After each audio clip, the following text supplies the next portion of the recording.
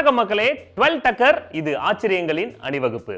அறிவியல் பூர்வமா தெரிஞ்சுக்கிற ஒவ்வொரு தகவல்லையும் சுவாரஸ்யத்துக்கு பஞ்சமே இருக்காது. அப்படிப்பட்ட சுவாரஸ்யமான 12 அறிவியல் பூர்வமான விஷயங்கள் உங்களுக்காக. சுகர் பேஷண்ட்ஸோட யூரின்ல சுகர் லெவல் அதிகமா இருக்கும். அதை ப்ராப்பரா ப்ராசஸ் பண்ணோம்னா ஸ்ட்ராங்கான விஸ்கி கிடைக்கும்னு ஆராய்ச்சியில சொல்லியிருக்காங்க. நல்ல வேளை லாக்டவுன் டைம்ல நான் அதை சொல்லியிருந்தேன். தமிழ்நாடு பல விபரீதங்களை பார்த்துருக்கோம். நம்ம சாப்பிட்றது, தூங்குறது, இந்த மாதிரி ரொட்டீனா பண்ற வேலையில ஏதாவது கொஞ்சம் மாத்தணும்னா நம்ம உடம்பு கோளாறு பண்ணும். அதுக்கு காரணம் நம்ம உடம்புல இருக்க கடிகாரம் தான். அந்த கடிகாரம் நம்ம பண்ற வேலைகளை வச்சு நம்ம உடம்ப டியூன் பண்ணி வச்சிருக்கோம். திடீர்னு அதுல ஏதாவது கோளாறு வந்துச்சுன்னா அது கொஞ்சம் கன்ஃபியூஸ் ஆயிடும். அப்புறம் அது ரெக்கவர் ஆயிடும். என் உடம்புல எல்லாம் அந்த கடிகாரம் நின்னு போய் பல வருஷமாவது. உலகத்திலே மிக சிறந்த கேமரா அப்படின்னா மனிதனோட கண்கள் தாங்க. இந்த கண்களோட ரெசல்யூஷன் பாத்தீங்கன்னா 576 மெகா பிக்சல். என்ன கிளாரிட்டியா இருக்கும்ல. மொபைல்ல இனிமே எடுக்கிற பிக்சர்ஸ் ஒழுங்கா வரல அப்படின்னா நம்ம கண்ணிலேயே எடுத்துக்கலாம். என்ன பிரிண்ட் அவுட் தான் எடுக்க முடியாது. ஹம்மிங் பேர்ட் நம்ம எல்லாருக்குமே தெரியும். அது ரொம்ப ஆக்டிவா இருந்துச்சுன்னா அதோட இதயம் ஒரு நிமிஷத்துக்கு 1260 முறை துடிக்குமாங்க. இதுவே அது ஆக்டிவா இல்லாம தூங்கிட்டு இருந்துச்சுன்னா 50ல இருந்து 180 தடவை அது இதயம் துடிக்குமா. இது என்ன பிரமாதம். நம்ம 90s கிட்ஸ் பசங்க முன்னாடி ஒரு அழகான பொண்ணை கொண்டாந்து நிறுத்துங்களேன், அவங்க இதயம் 10,000 தடவை துடிக்கும் ஒரு நிமிஷத்துக்கு. பூனைகள் எவ்வளவு மேல இருந்து கீழே விழுந்தாலும் அடிபடாது. ஏன்னா பூனைகளுக்கு பிசிக்ஸ் தெரியும். பூனைகள் ஒன்ஸ் ஜம்ப் பண்ணிடுச்சுன்னா புவியீர்ப்பு சக்திக்கு ஏத்த மாதிரி தன்னோட உடம்ப மேல் பகுதி கீழ்ப்பகுதியை சொல்லட்டி அப்படியே சேஃபா லேண்டிங் ஆகும். பூனைகள்லாம் பிசிக்ஸ் படிச்சிருக்கு. நான்லாம் ஒழுங்கா படிச்சிருந்தேன்னா.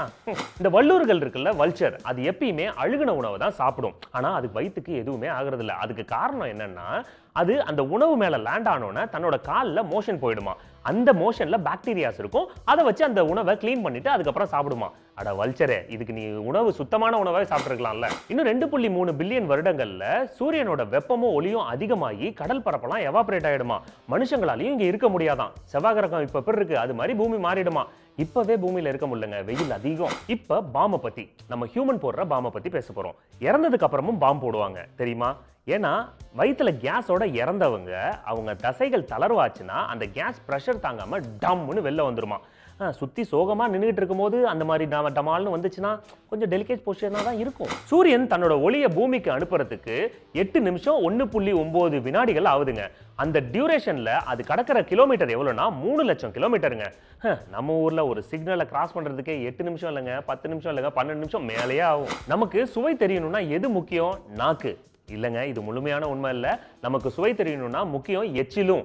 ஏன்னா எச்சிலும் நாக்கும் சேர்ந்தாதான் துல்லியமான சுவையை நம்ம உணர முடியும். அதனாலதான் என்னமோ தெரியல, சுவையான உணவை பார்த்தா நமக்கு நாக்குல எச்சில் ஊறுதோ.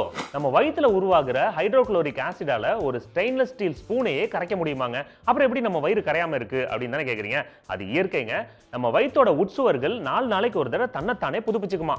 எங்க அப்பத்தா சொல்லும், கள்ளத்தினாலும் செரிக்கிற வயசுடா அப்படின்னு சொல்லி ஊட்டிடும். Parties are always great. மரம், செடி, கொடிக்கு உயிர் இருக்கு. ஆனா அது ஒன்னோட ஒண்ணு கம்யூனிகேட் பண்ணுமா, அதை கண்டுபிடிச்சிருக்காங்க. பொதுவா இந்த காட்டுல இருக்க மரங்களுக்கு தங்களுக்கு ஆபத்து வருதுன்னா மத்த மரங்களுக்கு சிக்னல் கொடுக்குமா. எனக்கு வாய்த்த நண்பர்கள் மூலியமா எனக்கு சிக்னல்லாம் வராது, ஆபத்தே அவங்களால தான் வரும்.